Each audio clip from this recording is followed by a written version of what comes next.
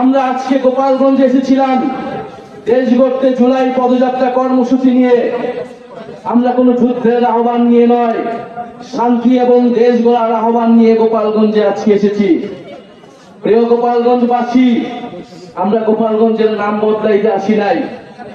আমরা এসেছি ভবিষ্যৎ বাংলাদেশে, এই নতুন বাংলাদেশে গোপালগঞ্জ মানুষের অধিকার যাতে রক্ষা করা হয় সেই প্রতিশ্রুতি দিতে। প্রিয় গোপালগঞ্জবাসী, মুজিববাদীরা আজকে বাধা দিয়েছে। গণ অভ্যুত্থানের মধ্যে আমরা বলেছিলাম বাধা দিলে বাঁধবে লড়াই, সেই লড়াইয়ে জিততে হবে এবং সেই লড়াই আমরা জিতেছিলাম। আজকে আবারও বাধা দেওয়া হয়েছে, দ্বিগুণ গতিতে এর জবাব আমরা দিব ইনশাল্লাহ। প্রিয় গোপালগঞ্জবাসী, আপনারা যারা এই গণ অভ্যুত্থানের পক্ষে রয়েছেন, নতুন বাংলাদেশের পক্ষে রয়েছেন, আপনাদেরকে দায়িত্ব নিতে হবে এই গোপালগঞ্জ যেন মুজিববাদীদের আশ্রয় কেন্দ্র হয়ে উঠতে না পারে।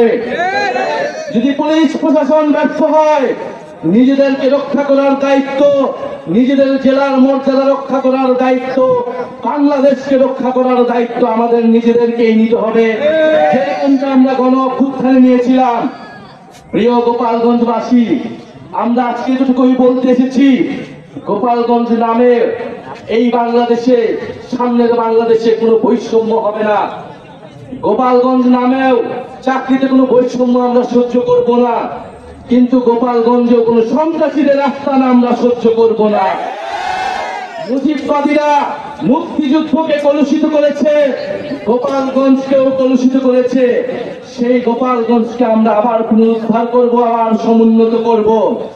প্রিয় সংগ্রামী বন্ধুগণ, আমাদের যারা সনাতন ভাই বোনেরাও রয়েছেন, এই আওয়ামী লীগ সনাতন ভাই বোনদের জমি দখল করেছে, তাদের সাথে বেইনসাফি করেছে।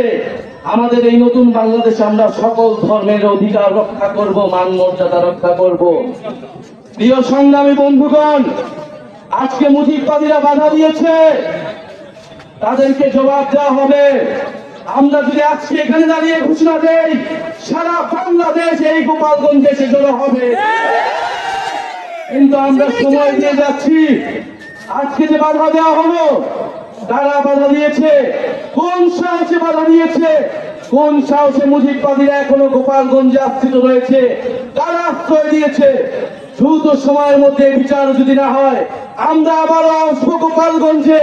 আমরা নিজ হাতে দায়িত্ব নিয়ে গোপালগঞ্জকে মুজিববাদীদের থেকে মুক্ত করবো ইনশাআল্লাহ। সংগ্রামী বন্ধুগণ, জাতীয় নাগরিক পার্টি আপনাদের সাথে থাকবে। বাধা বিপত্তি যা কিছু আসলে আমরা আজকে এসে এখানে দাঁড়িয়েছি, আমরা আবারও আসবো। জাতীয় নাগরিক পার্টি আপনাদের সাথে থাকবে। মুজিববাদের কবর রচনা করে, ৭২-এর সংবিধানের কবর রচনা করে গণতান্ত্রিক বাংলাদেশ গড়ে তুলবো, এটা আপনাদের কাছে আজকে আমাদের ওয়াদা। আজকের এই দিনে আবু সাইদ শহীদ হয়েছিলেন, আমাদের ওয়াসিম শহীদ হয়েছিলেন, আমাদের ৬ জন শহীদ হয়েছিলেন। সেই শহীদের রক্তের শপথ মুজিববাদীদের আমরা বাংলাদেশে গোপালগঞ্জে আর কোনোদিন দ্বারা হতে দেব না।